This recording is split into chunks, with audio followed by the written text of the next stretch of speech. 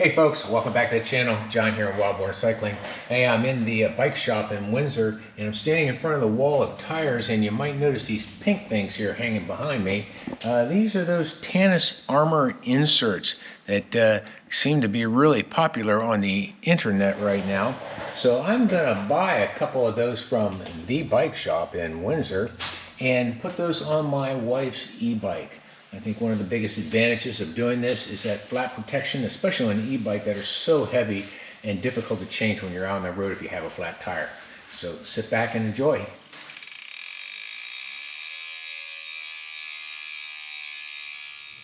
Hey everybody, welcome back to the channel. Hi. John here from Boar Cycling, and this is Brian. Hey, what are we doing here today? I don't know, what are we doing? I tell you what we're doing today, and the reason I got motivated for this is a Tannus Armour insert that I got at the bike shop in Windsor, and we're seeing a lot of customers come into the shop that are asking for these right now. And we got one guy on an e-bike that came in the other day. He says, I keep getting flat tires. So he pulled off the tire. You know what was inside the tire? What was inside the tire? Was the tip from one of the tire irons. Oh, that'll get you some flat tires. Yeah, that'll continue to get flat tires. But we've been doing a lot of work with the e-bikes with these because if you're an e-bike owner and you know how difficult it is to get those big hub-driven wheels off of your bike without a quick release, and like most of them are set up, this is a really smart move. And I can tell you right now that the wider the tire, the easier these to put on. So we're going to use my wife's RAD Mission 1 bike, and these are her rims, 27.5 or 650B nominal. And we're going to go ahead and see how this works today. How about it? Yeah. Question. Does she know you're going to do this? Okay. Okay. Let's get to work.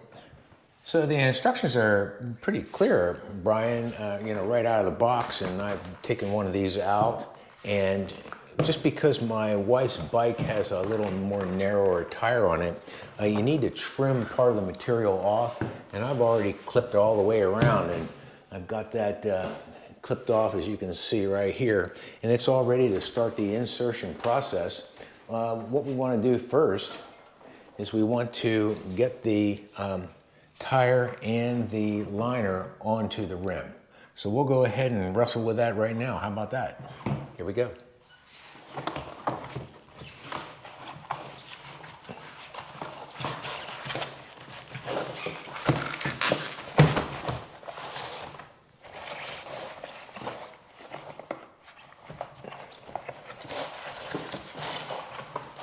Well, that slid in there pretty well, didn't it?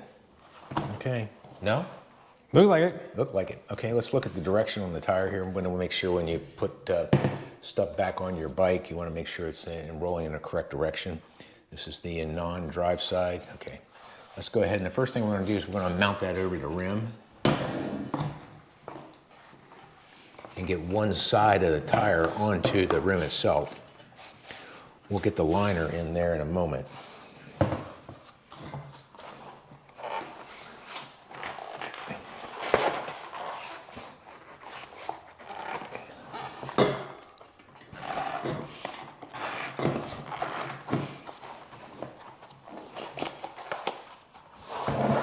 Okay, easy squeezy, right?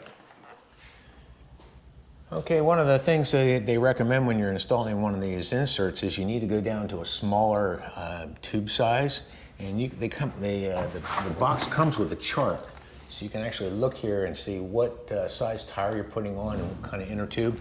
Now, Brian, this is one of my old school tricks, is I don't like wrestling with sticky tubes. So one of my tricks is I always just carry some baby powder up here in my cabinet, and I just kind of put a little bit of baby powder around here. It actually helps it slide into space. Yeah, you've never had a problem with that, have you? I've never known it, but I know you do that and have done that for a very long time. And besides, if you're out on the side of the road, you can do this on any bike that you have, with your tubes. Your hands smell really good when you're done doing it. How about that? Just enough so it has a little shape. Huh? How about that?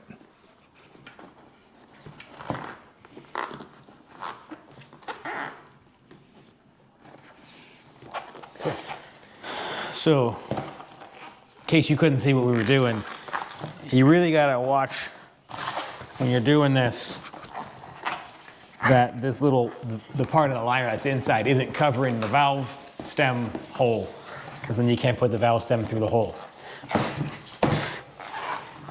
This is where having some air in that tube is really helpful too, because it kind of also I think it's helpful to have the little bit of that baby powder, because smell my hands.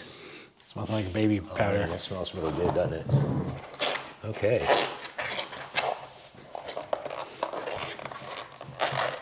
Now I think I'll let a little bit of that air out. How about that? This is a lot more challenging than just putting on a tubeless tire. Yeah. So, and especially if you've got an e-bike at home and those things weigh so much, you're probably going to want to take it to your local bike shop so they can lift it up on their electric hoist, so you don't have to have yours sitting on the ground like we got ours going on over here.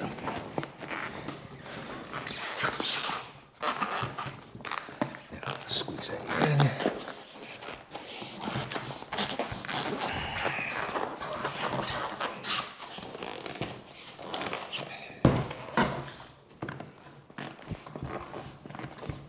Kind of like trying to put on a tire with the tube inflated all the way. Oh, but you got a tool for this. You've been waiting to pull that out, haven't you? I've been waiting to pull this tool out. So, you know, if you're at home and you're trying to wrestle with one of these, putting it on with the tire irons, oh my gosh, save yourself some effort.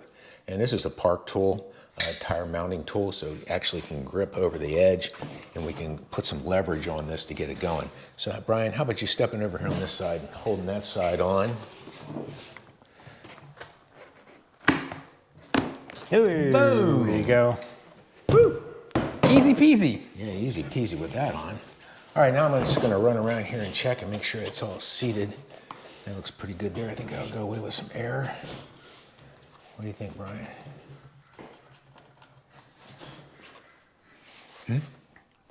That's a tire on a wheel. On a wheel. That probably won't ever get a flat again. This will probably never get a flat again, especially if I've done it correctly, right? Okay, cool. All right, let's go ahead and put some air in this.